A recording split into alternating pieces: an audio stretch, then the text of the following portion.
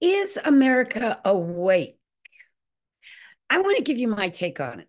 You know, I basically ran away from home and became a stewardess when I was 20. I'd gone to college for 2 years. I was bored out of my mind at college. Um, I just didn't want to be only hanging out with people my age, in my age group. I wanted to meet people that had had some life experience that could teach me some things and explain to me some of the mysteries of planet Earth. And I was adventurous. I really wanted to travel the planet, meet people, and experience different cultures and types of people. So I did it, flew away. Well, I can remember in 1967 when I was a stewardess. Now, we were very iconic. We had to look really good. We got weighed all the time. We had makeup rooms all over the country where we could go in and refresh our makeup so that we were always looking like models or, very, very well groomed stewardesses. That was the thing back then. We were the it was pretty sexist, but we didn't really care because we had such a good time doing it. And people treated us really well. They didn't treat us like waitresses. They treated us more like little celebrities that they wanted to always, go out to dinner with and get to know. And we had a blast. We had an absolute blast. In fact, let me tell you a story. We just had the Super Bowl yesterday. You'll probably be seeing this video a bit in a week or so, but um, I flew some of those NFL teams back in 1967. I remember flying the Chicago Bears to a game, and I also flew the Cleveland Browns down to New Orleans. And what would happen, they would charter the whole airplane, the team. They'd board it, they pick certain stewardesses that could work the trip that they felt could deal with it. Not that they were bad or anything, but it's a plane load of football players.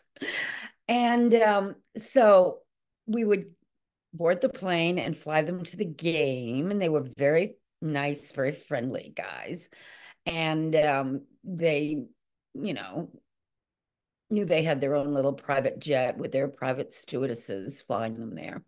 And then we would go to the game and watch them play. And then very shortly after the game was over, we were back on the airplane with them.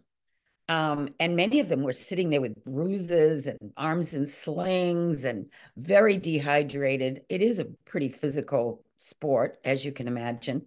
And, they just wanted beer to drink beer. That was the big thing. Give me lots of beer. And if they won the game, they were in a very good mood. But if they lost, they weren't so happy.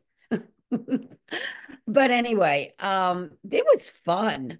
And it was very interesting to see how quickly they were out of there. If they weren't playing at their home um, city. They would just get on the airplane and bye-bye, over. So it was interesting. I mean, I've never really taken football that seriously because I used to fly the teams and see what it was like behind the scenes.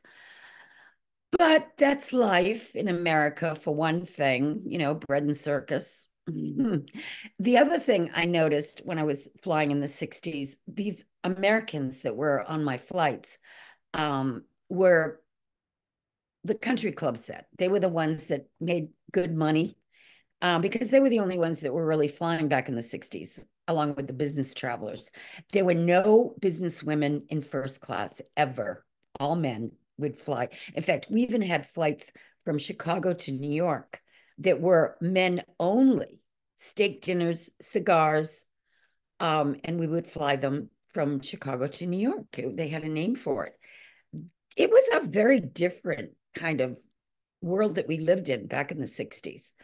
But the one thing I noticed about Americans, even though they had money and they ruled the world economically, you could go anywhere in the world and practically spend nothing because of the dollar exchange. I remember my mother and I went to Europe. We were in Copenhagen, Rome, um, London, and I think we came home with money in our pockets after hardly spending anything.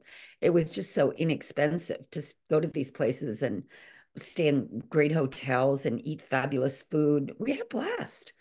But the thing I noticed about Americans right away was there's a certain naivete gullibility that was very obvious to me because I was looking for the more sophisticated people that could talk about philosophy and art. And, I used to like to go to foreign movies instead of American ones. They seem to be more deeper and more intellectual and, emotionally more depth to them. So I was kind of shocked when I found out how naive Americans could be. That was one thing that I noticed.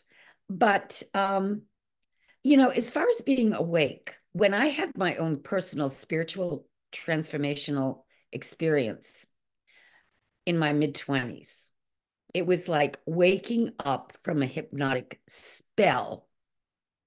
Now, I had already been living in Chicago, New York, San Francisco.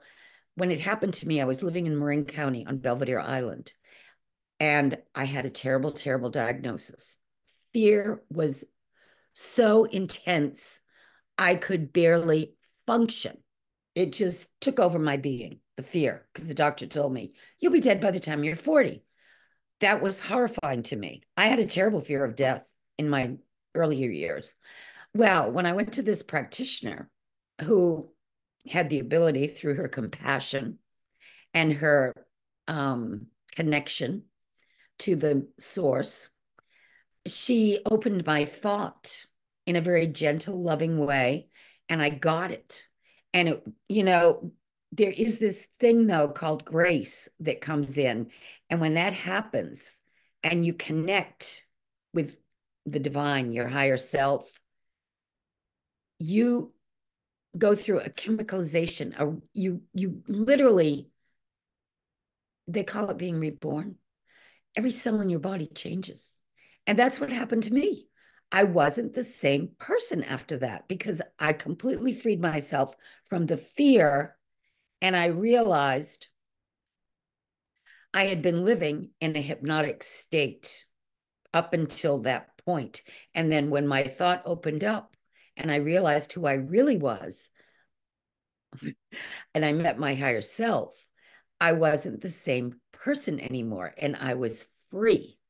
And even though I went through a lot of crazy dramas and experiences throughout my human life, I always knew everything would always work out somehow, some way.